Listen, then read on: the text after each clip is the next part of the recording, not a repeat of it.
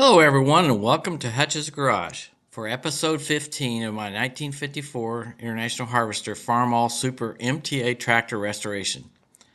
In this episode, I am working on the cylinder head again and will install new valve guides and then move on to cut in the valve seats. Please note that this video footage was made earlier in the year. I'm at the point where I can finally start putting things back together on this engine. What I'm working on now is the head, and I'm going to install the valve guides. Let me show you the book here. This is a valve guide. The book says that the valve guide above the valve spring counterbore in the cylinder must be 29/32 of an inch, and it says show that illustration. Well, that measurement is in decimals is 0.90625. So I've got 0.906 on my vernier caliper, and that just so happens to work out such that,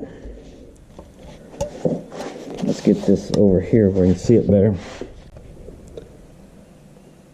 That would basically be the base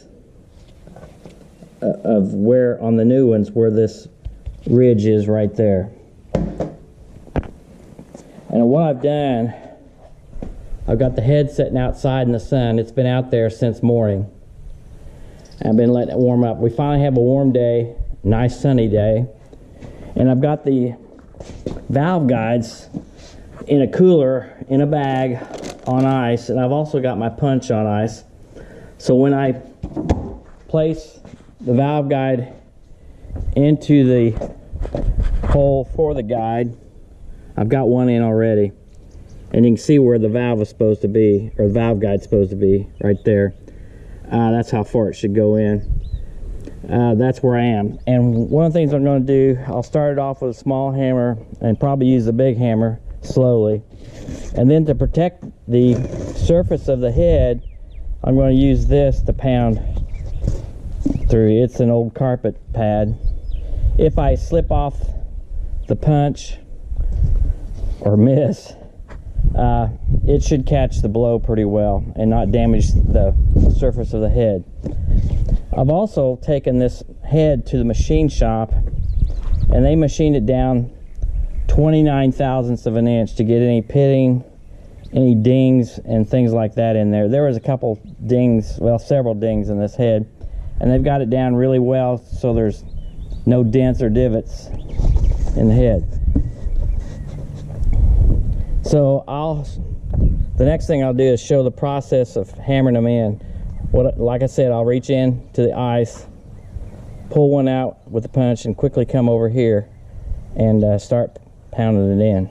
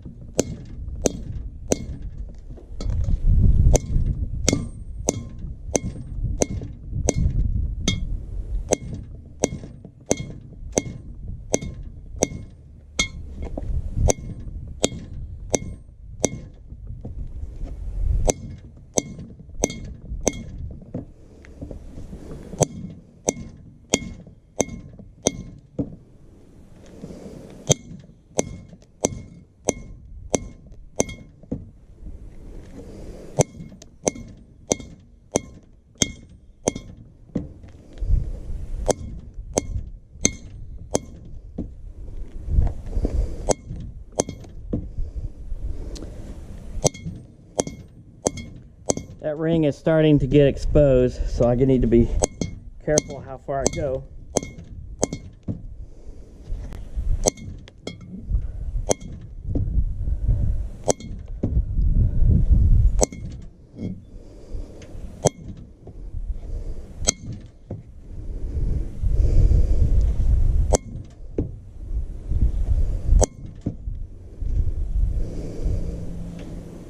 Right about there.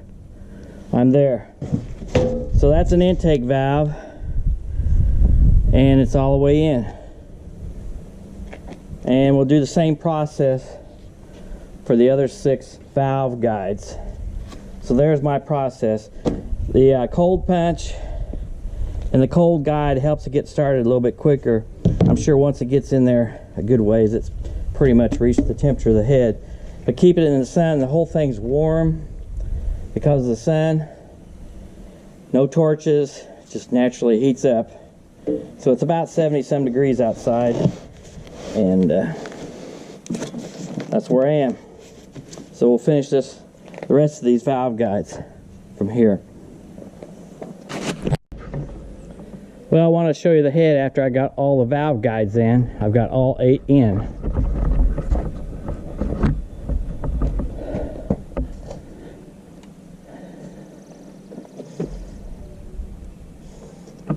And that's where they're supposed to be.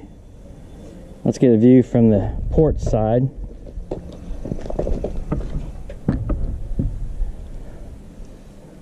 What we'll do before we start grinding the valve seats is we'll take a reamer and ream them to the proper size in case they've deformed a little bit at the ends. So I've got a reamer to do that job, and then I've also got a valve seat cutting tool. And I'll show that later. Job done. I've completed installing the valve guides, all 8 of them. As I said before, each valve guide is exactly the same that goes for the intake and exhaust. And they're standing 29-30 seconds above where the base of the spring sits on the valve spring side. Okay, we're looking at the port side right now. So the valve stems on these valves, the diameter is approximately 3/8 of an inch. They're actually 0.3715 inches, the stem diameter. And the valve guides are supposed to be sized for 0.3745, but however, when you install them, because it's a interference fit, and the way I did it, I used a valve guide punch to drive them in. So a little damage can occur on the ends, and the guides may not be exactly the right diameter. To make sure they're correct, you use a reamer. And this reamer, the size of it is 0.374 inches. So a new valve may not go in, this is an exhaust valve, in the hole, okay? So to make sure you can do that, you take a reamer, either 0.374 reamer. I go to the starting side. I'm using my tap and die handle, which fits on here perfectly, and you just start turning it like this, kind of work it in. There may be some friction depending on how much damage, if any, occurred, and you work it in, try to get it go through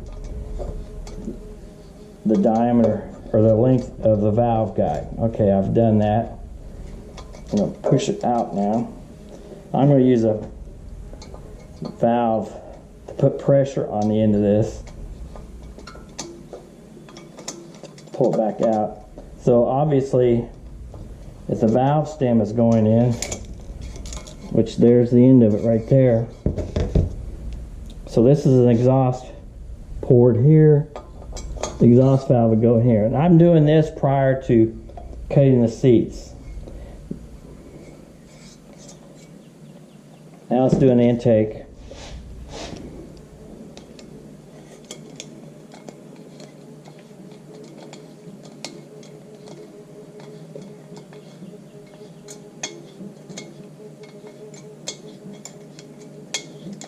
Actually got a bee visiting me right now, and he just flew into one of the holes on the engine.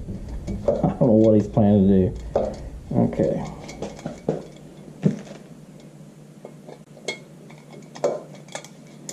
Ready to take it out, so I'm working it out.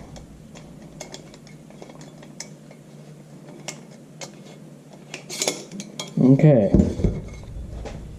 This is the intake valve. You'll want to clean this out, blow it out, and then get all the loose shavings out. All right, fits in there very good. It moves up okay. Zero wiggle.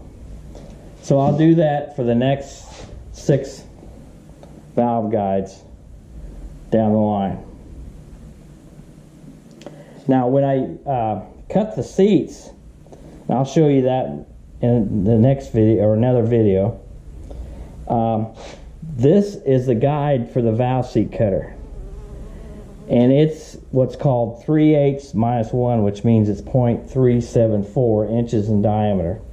This is the guide side here for the valve cutter, and this is 0.374 inches, and it should fit in here also,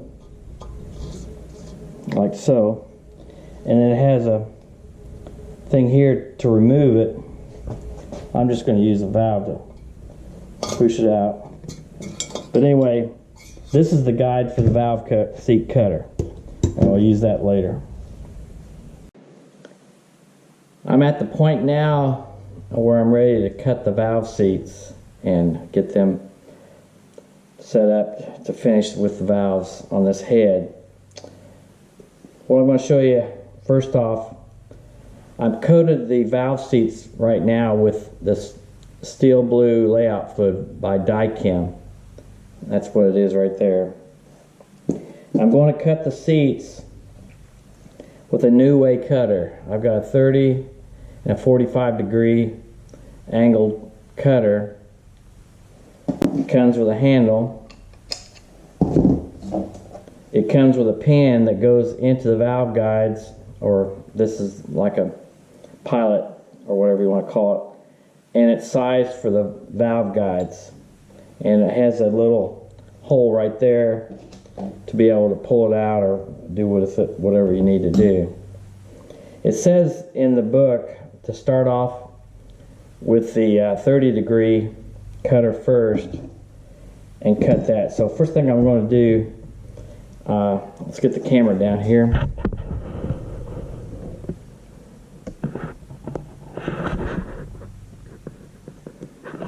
So I've done number 1 cylinder already. I'm getting ready to do number 2, and this is the intake valve location. So I've got that in there. Turn it to 30 degrees, side to cut. Put the handle on here and slowly cut it. And the die is to help me know where I've cut. Okay, this handle needs to go down just a little bit more.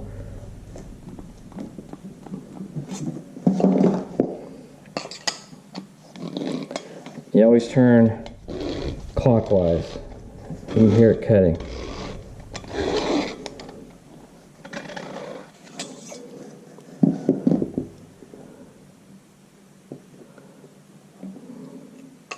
And the 30 degree is to narrow the seat.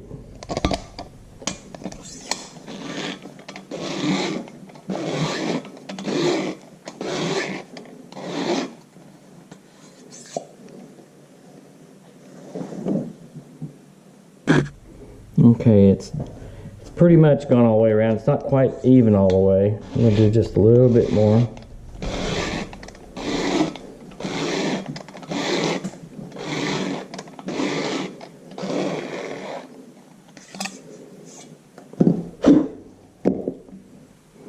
Alright, I think we're going to try the 45 now. I've noticed that some of the exhaust valve seats have some corrosion on them, but the intake valve seats do not. So now I'm doing the 45. Don't like the chatter.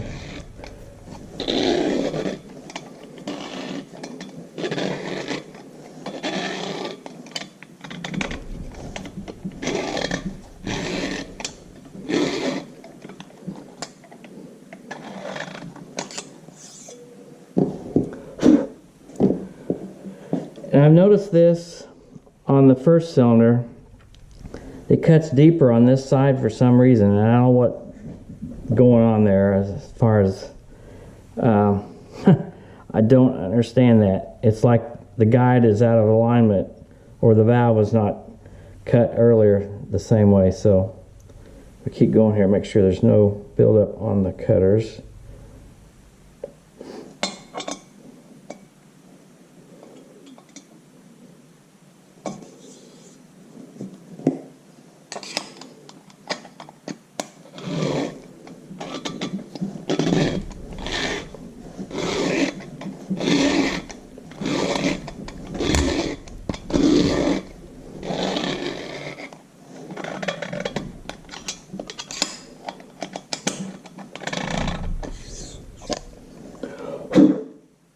There, we're getting all the way around.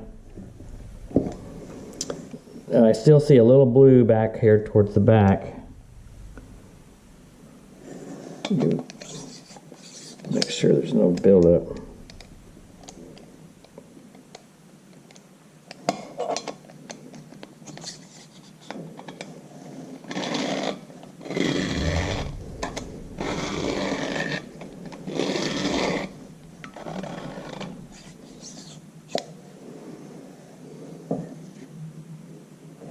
Just a little bit more.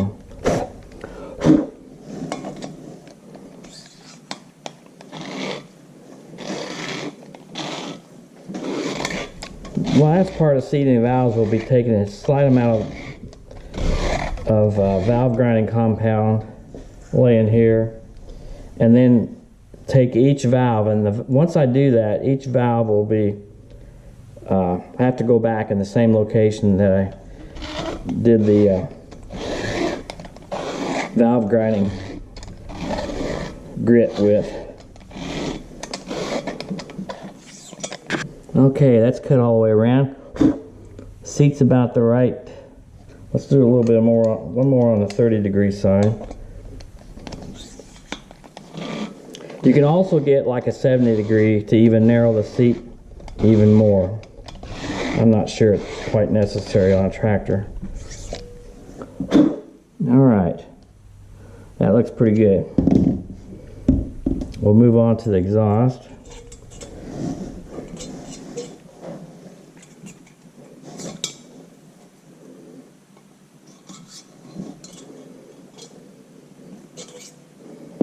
Alright, we'll go to our 30-degree side first.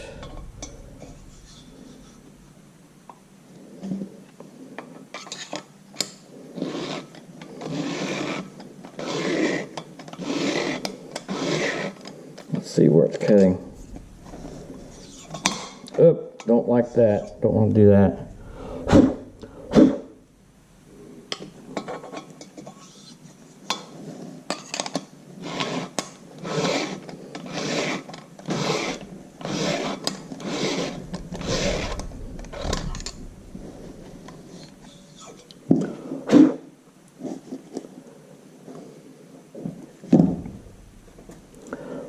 I'm going to take a vacuum.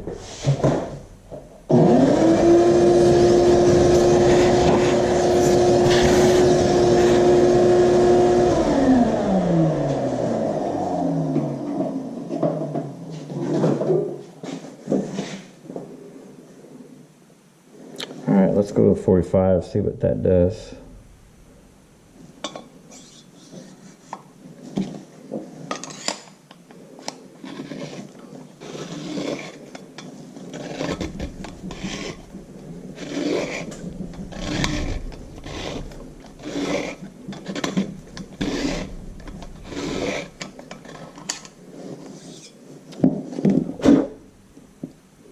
Okay, we can see a little pitting.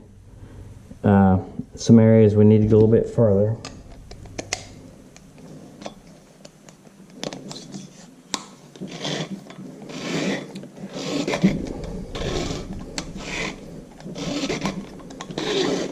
You need to make sure this blue dye is completely dry before you start using the tool. It can gum up the cutters if you do it before it dries completely.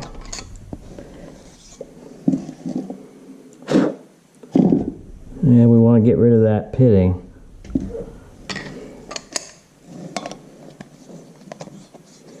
The other exhaust valve was not like that.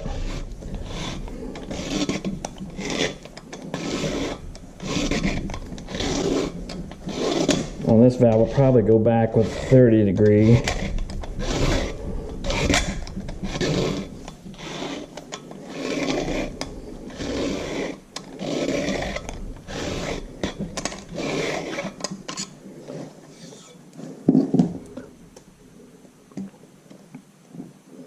Not quite there yet.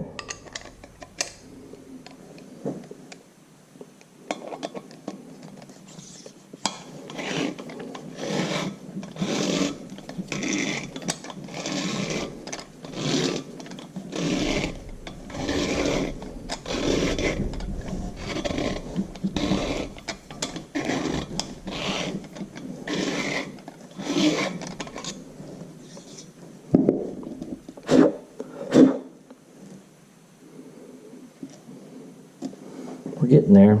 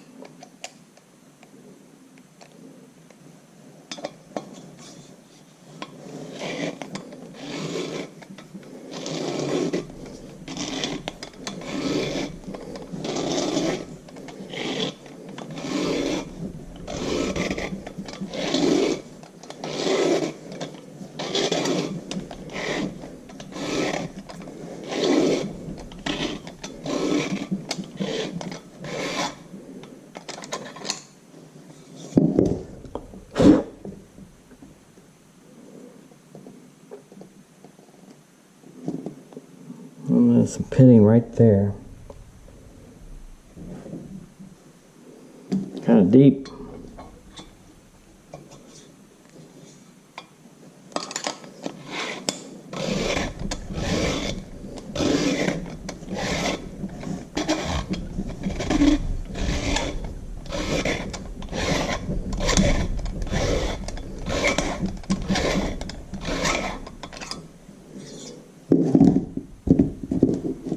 Just about gone.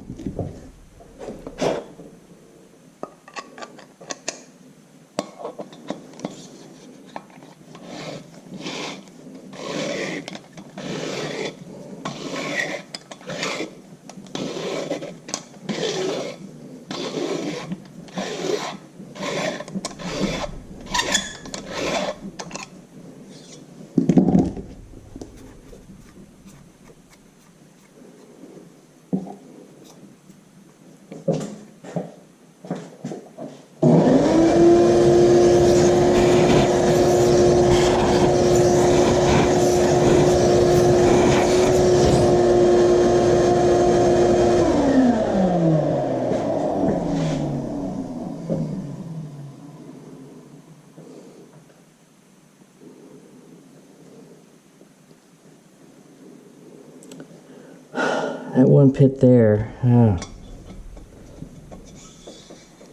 won't go away.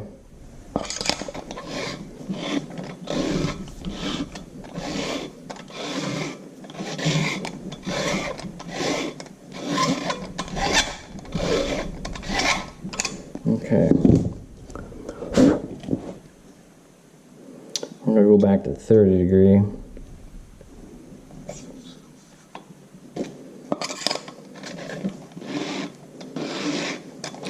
Narrow the seat down a little bit.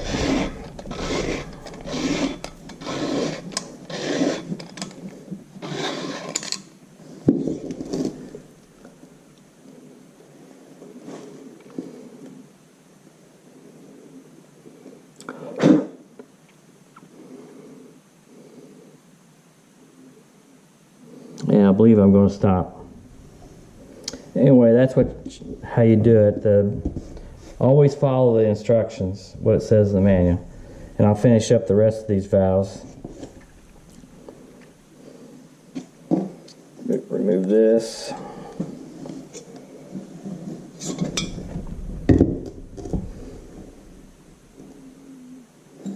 Okay. That's all the time we have for in this episode. Thank you for watching this video.